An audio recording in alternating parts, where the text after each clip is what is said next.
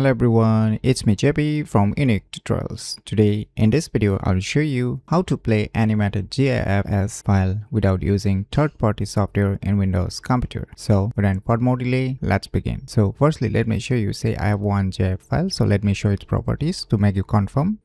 So you can see here it's a GIF file. So in order to play this animated GIFs file, what you need to do is, so the first method is just open the inbuilt web browser. So let us open the Edge web browser, and now just drag the animated GIFs on the web browser. So now you can see it's working perfectly. So this is the first method. And for the second method, just right mouse click on the GIF file and select this open with. Now just select this photos option.